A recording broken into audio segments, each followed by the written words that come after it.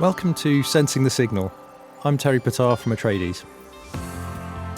We're exploring the overlap between data, technology and intelligence in our increasingly volatile and complex world, what this means for national security, and how deeper insight can help organisations make better decisions.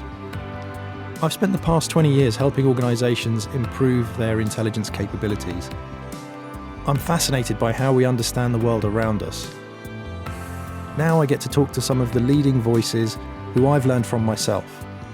This time I'm joined by Patrick Alley, founder of Global Witness and author of two really interesting books. First, Very Bad People, and more recently, Terrible Humans. We're going to talk to Patrick on this episode about the investigations that he led at Global Witness and he was involved in, and some of the things his colleagues have been working on as well over the years. Patrick, welcome to the podcast. It's great to have you here. Well, thanks very much for asking me. I'm looking forward to it. Great. I really wanted to start at the beginning, almost. And how did you decide to set up Global Witness, or rather, before that, how did you get involved in the work that led you to set up the organisation? It's kind of a series of happy accidents, I think. In my 20s, I worked in the construction industry, which was something that bored me more than you can imagine. And what with one thing and another, I finally decided to get out of that. And during that period, I'd become increasingly interested in the environment in a kind of visceral way. I'd be watching the news clips of Greenpeace dinghies going between the whale and the whaling ships. And I was thinking, that's the kind of job I'd like to do. And I wrote loads of letters to Greenpeace and they didn't answer them because I had no experience of going on dinghies between ships and whales, so that wasn't going to work. And in the end, I took myself off on a backpacking trip, came back to the UK just to see family and have a holiday, and I saw an article in the Sunday Times magazine about a bunch of environmental investigators called the Environmental Investigation Agency, who were in Upper Street in Islington, and I knocked on the door and said, I want to volunteer, and they said, come in, yeah, welcome. And I realised I'd found my tribe. And after being there a year or so, and they would look at things like investigating, undercover investigations into things like the ivory trade or the killing of whales and dolphins. And I met a couple of people there, Simon Taylor and Charmian Gooch, Charmian worked there, Simon came in as a volunteer. I was doing fundraising, shaking collection tins around the streets. And we were all, by complete coincidence, interested in what was going on in Cambodia at that time. And that time, there was a lot going on in Cambodia. This was the early 1990s, and the United Nations had mounted its biggest ever peacekeeping operation until that time to bring an end to a decades-long civil war, which by then was between the Khmer Rouge rebel group, made infamous in the film The Killing Fields, and a newly elected government. And we were just following this, but we were all individually interested. It was a coincidence. And we started seeing news pieces about a trade in timber from the rainforests of Western Cambodia into Thailand, which would be illegal because Thailand had signed up to the peace accords. But we thought, is that an environmental issue or is that a human rights issue? And we thought it's both. They're cutting down a rainforest and presumably selling the timber to make money to fund a war. But no one really quite knew that, but that was our surmise. And we thought, well, the kind of stuff we know from EIA, where we currently are, is that if you investigate it and could prove that is what's happening, then maybe you could close that border. And if you close the border, you shut the money to the Khmer Rouge and the war's over. And we thought, why doesn't somebody do that? And we thought, well, why don't we? That's kind of the beginning of Global Witness. It's remarkable. And I remember reading it in the book and how you described it. But you actually sort of travelled over there with little to no experience of going into that type of situation. And maybe you could talk us through what it was like doing that type of investigation at that time, and how you went about setting yourself up to do it, and how you came about with an end result. Yeah, it's a good question. I think that we were just very passionate about the issue, and we knew from our very little experience at EIA the importance of getting really good information, not just hearsay, but evidence, and to use that to create political change or legal change. And so we thought, when we decided that we would do it, we thought, okay, so how are we going to make this happen? And it took us 18 months, in fact, from that point to where we could actually go anywhere, because we, as you say, we had absolutely no experience. We had no money. We had no organisation. So the odds weren't looking great. But we started, we sort of photocopied, before the days of everyone having a scanner or whatever, a very roughly homemade design flyer saying support Global Witness. We sort of came up with the name. But it was very tricky. And we would use that. We'd go off outside underground stations in London at 5 a.m. with collection tins trying to get some money. But we had no name recognition. We had no track record, quite rightly. We'd never done anything. And so that didn't work. We'd sort of go out at 5 a.m. for a few hours and come back with a fiver.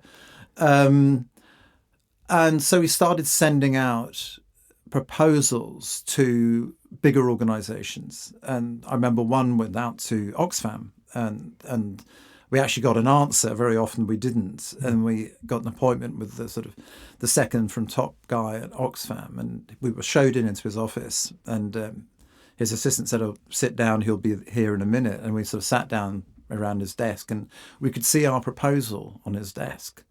And we sort of peered over it to have a look. And it said, "Will they survive?" He had scrawled across it. And he obviously thought not. Because probably a valid question, though. I don't think about that. And obviously, with that basis, he didn't give us some money. But not long afterwards, the Dutch version of Oxfam did give us some money. And we thought, oh, God, we've got to do it now. 18,000 quid, as far as I remember at that time. And so we went to a kind of a spy shop in Queensway in London, I think it was, the kind of place that would usually be supplying, one half of a marriage to spy on the other half of the marriage. Sort of private detectives getting involved in that kind of thing, yeah. But we managed to get, the kind of pinhole camera stuff and this kind of thing. But then it was a very bulky arrangement, not like now when you have it in a buttonhole. So we got all the gear, and we'd done research. We'd been contacting people. And in January 95, Simon and I rocked up in Thailand. We'd managed through friends to get a translator. And we drove to the eastern borders of Thailand with Cambodia. And we thought, because no one had researched this before, so we didn't know where we were going particularly. But if you look at that map, right in the southeast bit of Thailand, there's a very thin sliver of land between the Cambodian border and the sea in the Gulf of Thailand. And we thought, well, let's go there because it's a really thin sliver of land, which means it'll be harder to hide anything. And so we went, and actually, rather strangely, it was true. And we found these football pitch size fields stacked high with thousands of rainforest logs that had been brought over from Cambodia. Bearing in mind there was a war going on still on that side of the Cambodian side of the border. The Khmer Rouge, not the Cambodian government, occupied that territory along that western border. And the Thais were bringing it in illegally. So photographs were good, but then we would go into the timber companies, find the boss, and say, "Oh, we're European timber buyers." This was our cover, and we created this company, and we thought, what should we call ourselves? And we thought, actually, the James Bond books had Universal Export as the cover for MI6. Why don't we do that? That's a nice name. So we had these business cards printed with Universal Export. And we'd rock up and show these cards and say, well, what kind of timber are you buying? Who are you buying it from? How much are you buying? How much are you paying? Who are you selling it to? And they talked. And we talked to truck drivers who were carrying the timber from Khmer Rouge territory into Thailand. And of course, they knew where they'd been. They knew how often they went. They knew how much timber they carried. So you started getting this level of evidence, which by coincidence, because we didn't know about it, the United Nations investigative panels require 3 independent sources of evidence. That's what we had. And we managed to prove over the sort of 3 or 4 weeks we did that first investigation that the Khmer Rouge were earning between $10 to $20 million a month from that trade. So that was how we got there. I mean, that's incredible, because to sort of set the scene for people who aren't familiar with the situation at the time. So you had the Cambodian government fighting against the Khmer Rouge, and what was the role of the Thai government at the time? I mean, what was their relationship with both the Khmer Rouge and the Cambodian government? Well, the Thai government, from a legal perspective, had signed the 1991 Paris Peace Accords. Mm-hmm. So they should have had nothing to do with the Khmer Rouge. Yeah. So they were acting illegally. The Khmer Rouge, as I said, occupied the western and northern borders of Cambodia. We couldn't go there. If we went there, we'd be dead in seconds. They're a very brutal guerrilla organisation, and this war was going on. But the Thais were very friendly with the Khmer Rouge. A lot of the Khmer Rouge had been refugees in Thailand and had gone back. And so it was almost like an outlier of Thailand across the border, except under Khmer Rouge control. So the Cambodian government had no control. But what we did discover, which was a really central part of solving that problem, but also of the future of Global Witness, is we got hold of some leaked documents which showed that the Cambodian prime ministers, there were 2 at the time, had written letters to the Thai defence minister saying, "Oh, please allow the import of 1 million cubic metres of timber into Thailand." And this timber, we knew where it was. It was in Khmer Rouge territory, where the Cambodian government had no control. And we knew from the letters that the Cambodian government would get $35 per cubic metre, or 1 million cubic metres. The Khmer Rouge would get $95 more, 3 times more. But it was an example of 2 battlefield enemies collaborating to make money, to fight a war against each other, and also for personal enrichment. And that was our first introduction to corruption, which is something that we pursued in different places for the next 3 decades. Well, this is the amazing thing about, I think, the story of Global Witness and your work with the organisation and the books that you've described all this work in, where it's about corruption, but it's about so many other issues as well. You know, this is about logging, it's about the environment, it's about politics, it's about war and conflict. Maybe you can talk us through how the organisation developed over time and how you went from sort of that start point through various investigations, and what might have been the sort of threads through some of those as well. I mean, I think corruption is definitely one of the strong ones, where you've investigated so many cases of corruption. And I should add a caveat, I suppose, or a warning for anybody who hasn't read the book and is going to read the book, because I loved reading Very Bad People. I love reading. I'm in the middle of Terrible Humans at the moment. I'm loving that as well. But it made me very angry, because the corruption that you're describing and that you're investigating in so many parts of the world is so wrong in so many ways. And it, like I said, it ties in so many of these other issues but it's at the core of a lot of that. So, I mean, that was my impression really that I took away, but it'd be great to get your perspective on that and how it unfolded from that first investigation. And, you know, were you sort of deliberately focused on investigating corruption, or was it just a case of looking at different situations one by one? Yeah, the situation evolved from that point. When we started, we hadn't thought about corruption. We didn't know anything about corruption. That was our introduction to it. And like you, I mean, we were angry. What we saw did make us angry, because we also saw refugee camps with kids who'd blown their legs off on landmines. You know, we were very angry. But anger actually is a very good motivator, and I still operate with it, not on a personal basis, but professionally. Yeah. But the next thing we did, because that timber trade essentially is, put it under the banner of something called conflict resources, trade in natural resources that funds war.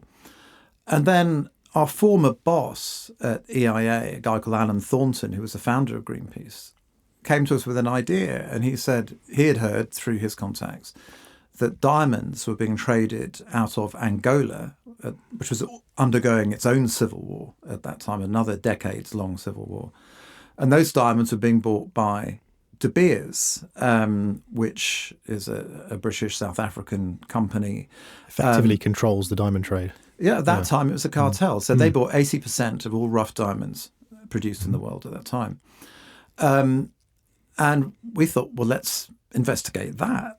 That sounds like a really good thing. We managed to get some more money together. And this is another example of conflict resources.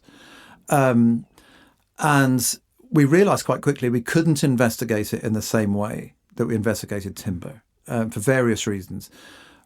When we started investigating timber and the rainforest, we knew nothing about it, nothing. But the diamond trade is a totally closed trade. Right. It's people who know each other. It's in very few places in the world, like Antwerp or whatever. So you couldn't just rock up and strike up a conversation with a truck driver transporting, logs from one place to another. Exactly. You could take much more money's worth of diamonds in your pocket. Yeah, of course. Yeah.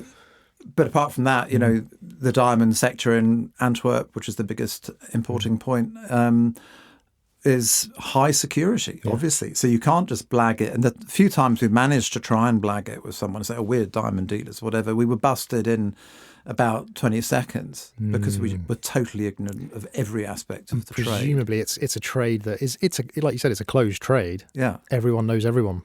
Exactly. Yeah. And right down to the point that when one guy did put a tray of diamonds in front of us and gave us what I would call a pair of tweezers, but has a name in the diamond trade, and we sort of picked a diamond up with it, which apparently you never do, it's out of here, So couldn't do that. What we did in the end was to compare the information in De Beers' annual reports with what was going on the ground over a period of years. Bearing in mind that the civil war in Angola was killing hundreds of thousands of people every year. It was a really brutal war. And so, for example, in 1995 or whatever it was, De Beers' annual report would say the fact we've managed to buy so many gems from Angola is a testament to the skill and strength of our buying teams. And then we'd look at reports by international humanitarian organizations saying in 1995, 300,000 people, whatever the number was, I can't remember, were killed in the civil war in Angola. And we produced a report in late 1998. And bear in mind at this time, Global Witness is still a very unknown organisation, still only about 5 people at that point. We called it Rough Trade. And it came out in late November 1998. By coincidence, at the same time as peace talks broke down in Angola. And journalists were crazy for it. It went ballistic. And the coverage we got without any effort, we had no press officer or press office, it went global. Because you had, this massive cartel, a sexy and inverted commas commodity, and this massive war. And so we didn't have to do any publicity. And it captured the imagination of many politicians, not least in the UK and the US, who were actually very positive on this issue. So that was the second campaign we did. And do you want to talk more about that now? Just to touch on those, both that and the previous investigation in Cambodia. You mentioned there it went ballistic. It had a huge amount of attention for that report. But, you've essentially exposing blood diamonds and it being part of the international diamond trade. What was the impact and what was the result, of that attention that your report got, both in that case and then also with the work you did in Cambodia? Because it wasn't just about the investigation. It was then about going and banging on doors and getting attention for your investigation and showing people, look, this is what's going on in this place. And actually this corruption and this,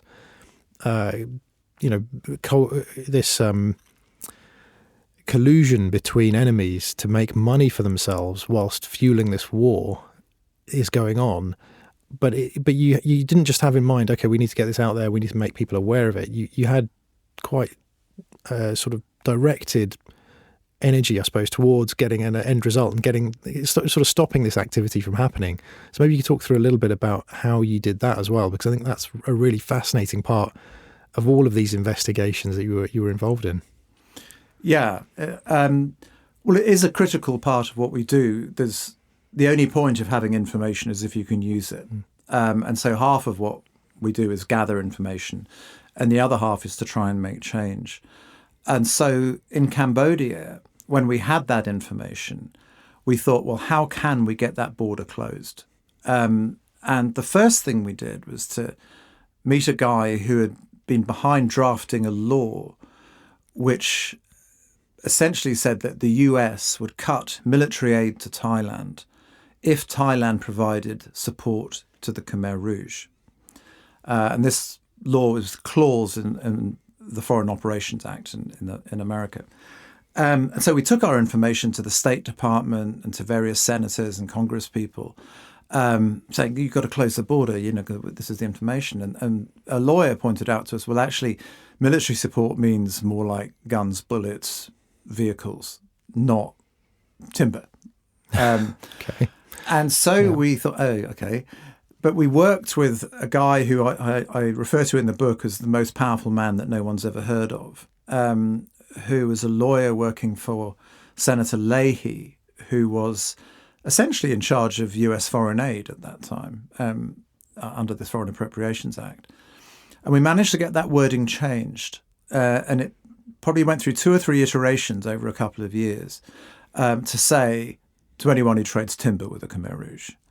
But they would sanction military aid. But all through that process, America wasn't actually ever really going to sanction Thailand. It was far too key a strategic issue. But what we realized is they put a lot of behind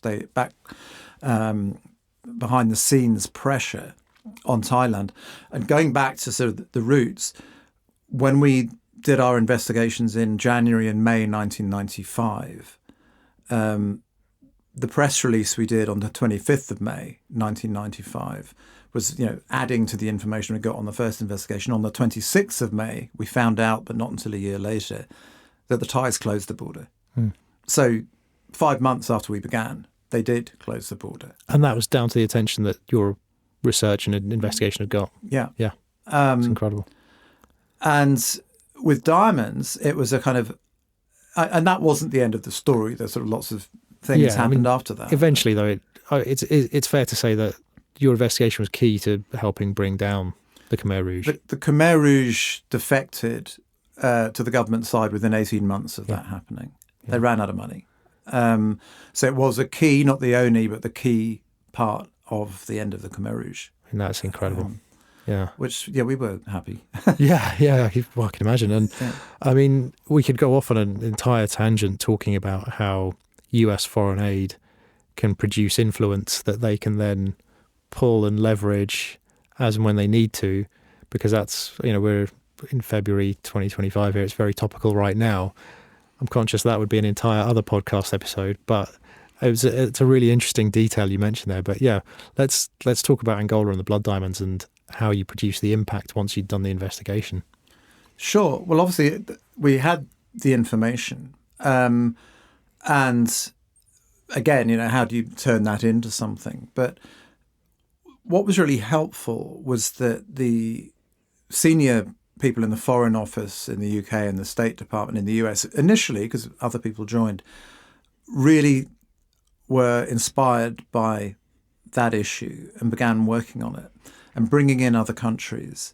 And it resulted in a process called the Kimberley process, because it was finally negotiated at Kimberley in South Africa. And it was an agreement between diamond-producing nations and diamond-consuming nations that all diamonds would have to be certified as coming from a conflict-free zone before they could be imported into the destination country.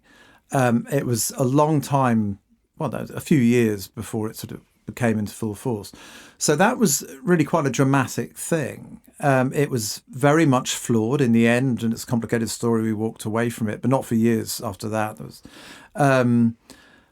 But it was a real example of international cooperation to tackle an issue. And I think apart from, our information was just the catalyst. I think what really helped, and I think about this in campaign terms, the campaigns you think you're almost certain you're going to win, is when you've got an argument that is absolutely unbeatable and no one can defend buying diamonds, the money of which is used to kill civilians and mutilate them horribly and run wars. De Beers or whatever could not say, "Oh, it's okay." Can we? Whatever. It was not okay. There was no argument, and I think that was a major factor in that whole process. And as I say, it's not been perfect, but it's worked well.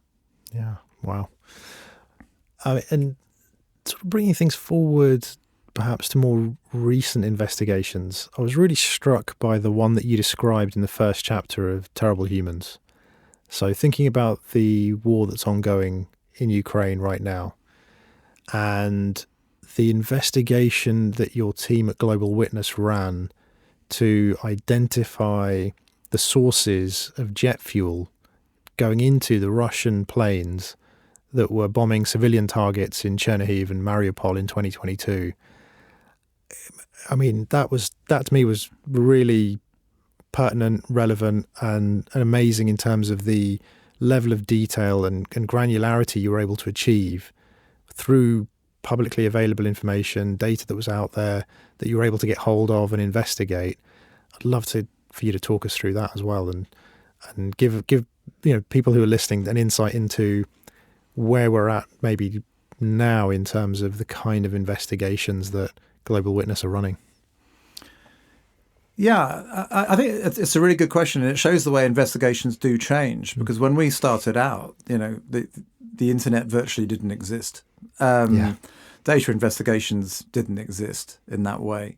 So when Russia invaded Ukraine in February 22, we were pretty quick on, like everyone, shocked by it and thinking, what can we do? There's such a massive thing. What can we do? And we thought, well, this is something we can do quite quickly. Just to give an example of how Western fossil fuel companies are actually part of the problem in Ukraine, because it's their fuel. We suspected their fuel fueling at least some of Russia's aggression. But of course, you've got to prove that point. That was an idea. So what we did, we had a couple of investigators, Sam Leon and Louis Goddard, on our data investigation team. In fact, they were our data investigation team. And what they did was they managed to get hold of Russian rail freight data, which is kept for commercial purposes, but you could get access to it. You can't now, I hasten to add, but you could. You could buy it then, right? I mean, it was a commercial data feed you could buy access to. That's right. Yeah. And it was quite complicated because, fuel gets blended. How do you prove that the fuel drilled here or there or owned by this company, that company, was actually the fuel in that fighter plane? So what we did is to trace fuel coming from particular refineries, or actually particular fields, to particular refineries, and what comes out of those refineries. And in this case, the refineries were up, in Siberia. And the fuel will come out in various different ways. And one of the ways it will come out is something called gas condensate. And gas condensate ends up, when refined, as essentially kerosene, which is used as jet fuel. Yeah.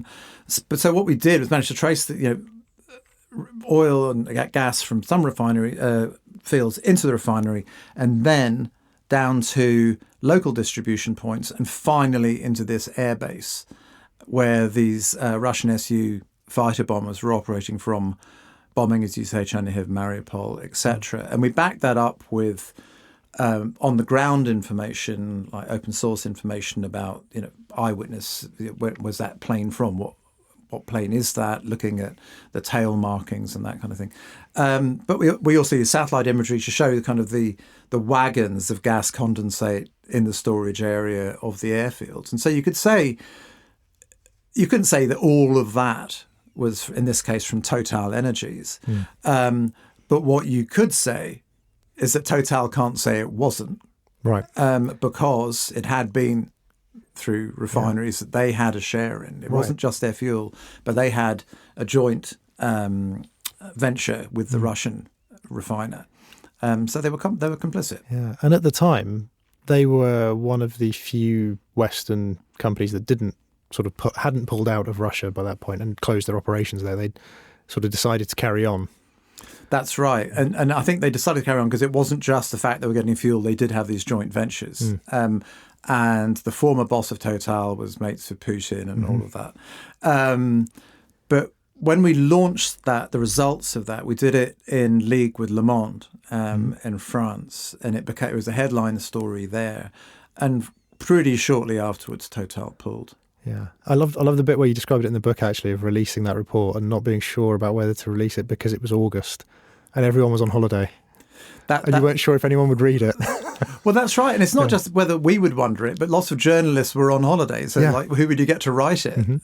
But actually, when we were put in touch with a particular journalist at Le Monde, he said, great story, got to do it. Yeah. And it went well. I mean, it shows the strength. It being August. Well, yeah, I was going to say, it shows the strength of the investigation, what you'd uncovered, that despite it being August, they went ahead and published it, and they knew they could have an impact with that. And one thing that occurs to me, talking about the role of Total Energies and the use of their fuel in Ukraine to fuel jet fighters, is the role of big oil. I think one of the constants through the work of Global Witness is investigating corruption by oil companies. If you look at countries like Nigeria or Equatorial Guinea in Africa, which are vastly rich in oil, and yet the populations are amongst the poorest in the whole of the world, despite this vast amount of revenue being generated. And it's because of corruption amongst the oil companies, and they're a law unto themselves. And just to sort of really give an example of that, now in early 2025, Donald Trump has just decriminalized bribery paid by multinational companies to countries they're working in, which is like a Christmas present. And then you sort of factor in their role in the climate crisis. So I really think that one of the big things that we are looking at Global Witness and that other people should be looking at is the power of big oil, because they're more powerful than many governments in this world. They can be tackled and they must be. And I'll be the first to admit that I hadn't heard of Equatorial Guinea, or I knew nothing about the place until I read about it in your book.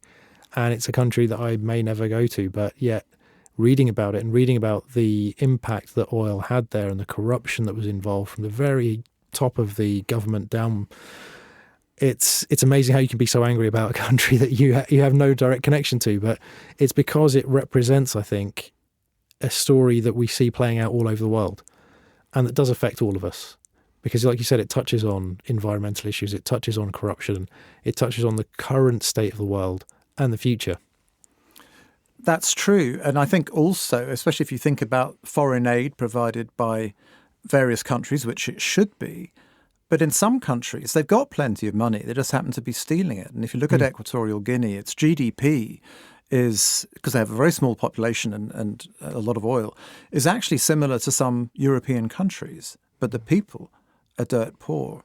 And when we did our investigations into Teodorin Obiang, the son of the president, he had 3 Bugatti Veyrons, each worth $1 million each, plus a range of Rolls-Royces, Bentleys, Ferraris, houses, mansions in Paris, 3 or 4 super yachts. I mean, you're talking about disgusting levels of wealth, and when especially in that context. And when we talk about bribery as well, remind me, what was the name of the bank in the US that was taking his deposits in bags full of dollar bills? Riggs Bank. And Riggs Bank is no more. Yeah, Riggs Bank was known as the Bank of Presidents. Abraham Lincoln Bank there. And I can remember walking in Washington and you would see Riggs Bank, a kind of a nice grey Portland stone type building, and in brass letters, Riggs Bank across it. You walk past it now and it's the PNC Bank, but you can still see the little stubs of brass in the masonry where Riggs Bank used to be.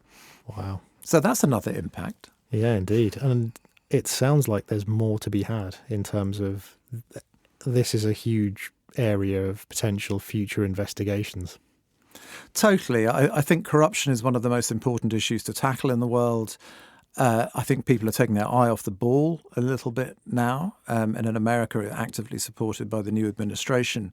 But I think organizations really need to focus on that. Governments really need to focus on it. There can be zero tolerance for that. And I think one thing I would really like to see is you get big corporations like Glencore, the biggest commodities company in the world, recently fined several $1 billion for corruption, but no executive was punished.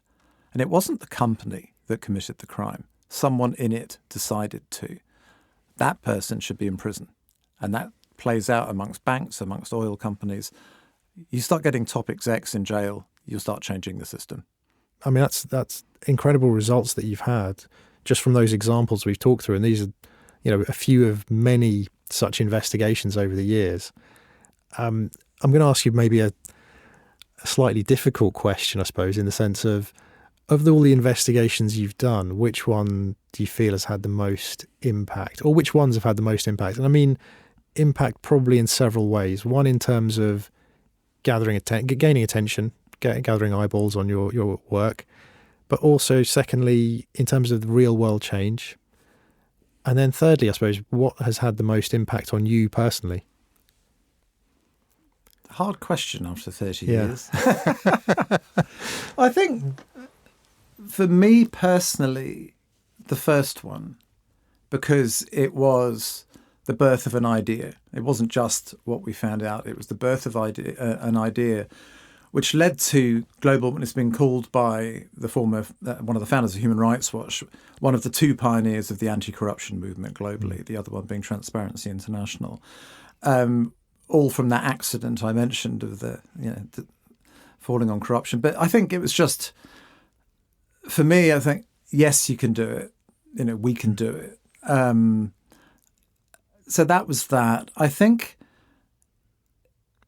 the one impact which is more general would be what we had stumbled on was this issue of what's become the resource curse, known as the resource curse, i.e. countries that are rich in natural resources are so often poor, in conflict, corrupt, with autocratic governments precisely because they're rich in natural resources. And as we speak, you have a guerrilla group funded by the government of Rwanda invading the east of Congo. It's exactly that kind of story.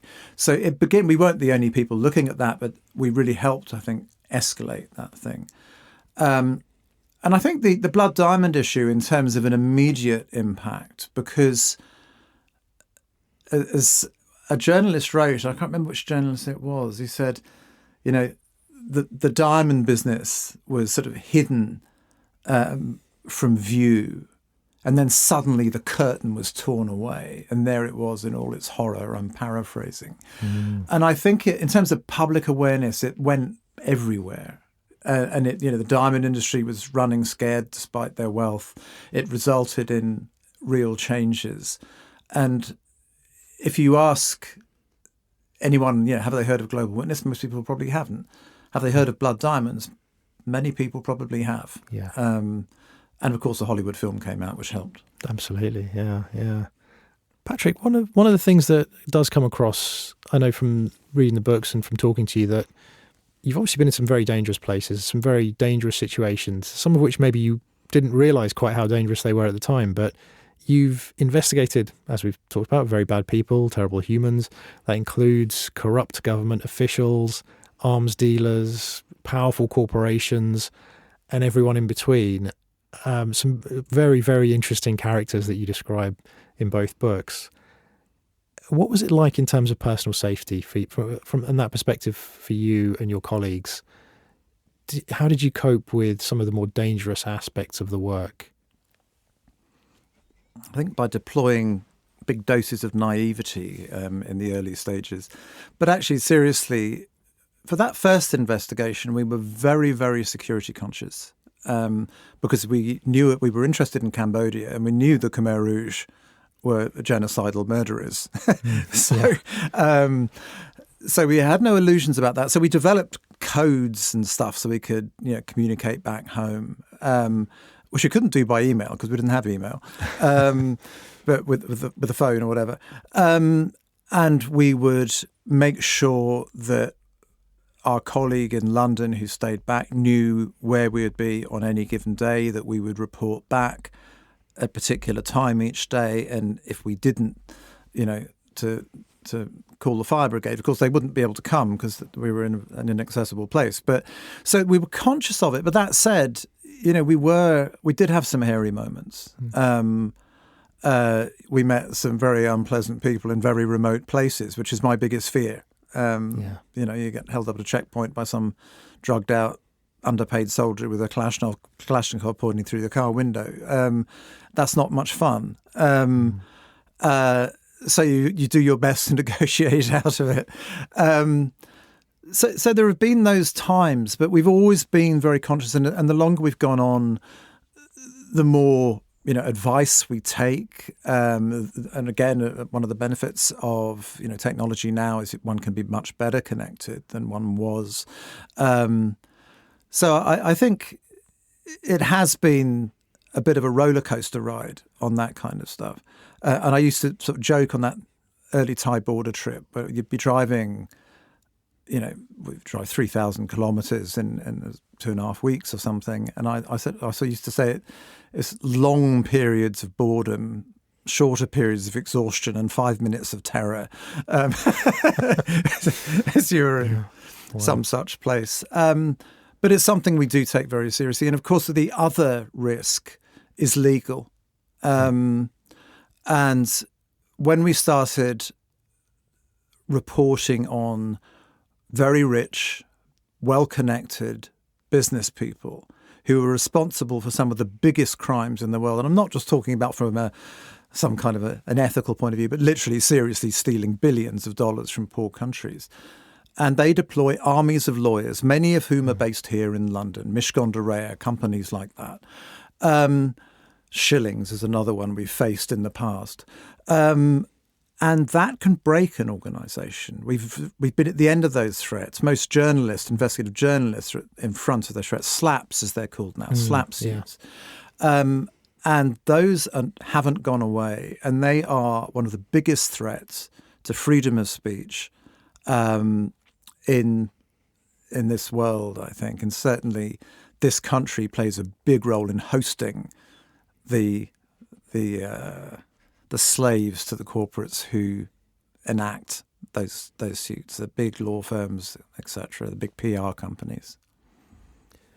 So Patrick, thinking about those 30 years of investigations and how you started off, and you mentioned that first investigation and the impact it had on you, and being able to think about, okay, yes, we can, and we can go and do this and find out what's going on in these places. It was very different back then. You could turn up somewhere, have a business card, pretend to be a business and start talking to people and find out really interesting things. That's become a lot harder now. But at the same time, online information has changed how we understand the world around us, and there's so much more of it. Not to say that there will always be information for the areas you're interested in, but with all of that in mind, how do you see how investigative journalism has changed, and also in particular the kind of work that Global Witness and other organisations like it are doing? What's different now compared to when you started? The whole information environment is different now than when we started. You could still do the kind of investigation we did then, and sometimes there's no substitute for actually going on the ground and seeing what's happening and talking to people there. So that's a really critical thing. That will remain a critical thing. But when we started, there were 1,500 websites in the world. There are now 1.5 billion. So we can investigate other people easier. They can investigate us easier. And what do you know? How do you know what's true amongst all of that? So I think it's a really critical issue. And I think one of the key answers to that question in the current environment is that truth doesn't necessarily matter anymore. Interesting. Right. With misinformation. So I think that's a key factor that I see going forward. And is there kind of one or other big story, big investigation that you feel is out there that you're thinking about, perhaps, that hasn't yet been done, hasn't yet been fully investigated? It's probably happening in America right now. Right. Yeah. Well, yes. I mean, if we're thinking about corruption, things like the FCPA being sort of watered down or cancelled, anti-bribery legislation being taken away, definitely is worrying in terms of the kind of corruption we might see emerging, which will be harder to pin down, I suppose, in the future. I think that's true. But going back to that question, I think one of the things that fascinates me is how states and corporates and corruption are coming closer together. So with the Blood Diamond work, you were looking at a company profiting from that trade and a guerrilla group who were getting funded by the diamond trade in Angola. Now, if you look at issues like the Wagner Group, the Russian mercenary group in Africa, you've got something which is a deniable arm of Russian foreign policy. And Russia, amongst other countries, is doing that in various forms. It may not be mercenaries. It might be cyber scams. It might be ransomware. It might be all of these things. When you're getting rogue states, but those rogue states being superpowers, not just some 2-bit country somewhere, working hand in hand with organized crime, both to profit, and Russia profits from that ransomware, it profits from the Wagner Group, but also to further their political aims and to sow seeds of discontent and indeed terror. So I think it's got bigger and nastier in that way. And there are some organizations like Bellingcat who do a really good job of penetrating what Russia is doing. So it's not impossible to do, but it's much harder to... You're not going to get Russia to stop doing it. So all you can really do is alert people who can at least sort of negate or reduce the impacts of what they're doing. Yeah, that's a little sliver of optimism at the end, I think, in terms of, I think otherwise what could be quite a depressing, I suppose, picture that we're painting of how it's, there's potentially lots more corruption out there. There's lots more to uncover. And in some ways it's getting harder. But as you said, there are organizations who are having success and are doing that. And even as we see states and corporations, as you said, coming closer together and it being harder to maybe police or watchdog these kinds of activities, as long as there are people still doing that work, still investigating and still flagging it and still knocking on doors to say, hey, this is wrong, we need to do something about it, then hopefully there'll be a way to prevent all of that getting completely out of hand. I think there are lots of causes for optimism. And I think one of the benefits of how much information is available online is, for example, open source investigations, which anybody can do. And so you can sort of bung a photo on the internet of a tree in a field, and someone in about 10 minutes could tell you where in the world that was and when. So you've got an army of people out there. So whereas one might find armies of trolls, you've got armies of people out there who, even if it's only for a hobby or even or they may be working for someone or whatever, are providing a tremendous amount of information which is useful for many people in the human rights and environmental fields. And it's a vital part of it. So I think, I guess it's a technology race. Who can use it best? And I think that's a kind of something we're engaged in. That's a really good note to perhaps end on, I think, in terms of it's a technology race and it's all about who can use it best. But Patrick, thank you so much for coming in and talking on the podcast. And I know I'm conscious you've got the paperback of the book coming out soon, but what else is perhaps next for you? I know you're in retirement technically, but are you still investigating or helping or advising on investigations that are going on? Yeah, I mean, yes, I'm retired. I still have my contact books. I I talk to people. I'm asked for advice quite often. I sometimes give ideas to people. But had a meeting with my publisher just yesterday, so there may be another book. Fantastic. That's great. I look forward to it. I will steel myself before reading it because I know I'll probably get angry, but in a good way. So thank you so much, Patrick. Well, thank you very much for asking me. This was a really fascinating discussion with Patrick Ali, and there were so many questions I could have asked and wanted to ask, but we would have been here for weeks, if not months, to dig into and really dive into the details of a lot of the investigations. But hopefully that discussion gave you a flavour of some of the activities that he went through and some of the actual outcomes that were secured as a result of doing the work and doing the investigations. For me, there are kind of three themes that I sort of take away from this discussion. One is the people. There are very bad people and there are terrible humans out there doing bad things, whether it's involvement in corruption or other types of activities that are really setting us all back globally. And the fact that there's still a lot of good people as well investigating them is at least cause for optimism and encouragement as we go forward.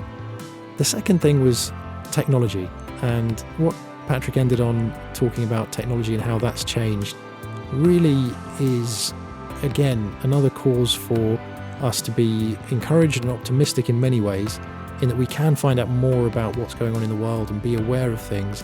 We've just got to get past the misinformation and the disinformation to get to the interesting parts of what it can tell us about things that otherwise would be hidden from us and we wouldn't know were happening. And then the third element is how we can have an impact, how we can not just do research for the sake of doing research and finding it out and putting it out there, but actually find a way to change the world for the better. That's really my big takeaway from this conversation. Sensing the Signal is brought to you by Atreides, the behavioural analytics company. If you enjoyed this conversation, you can find out more about what we do at atreides.io.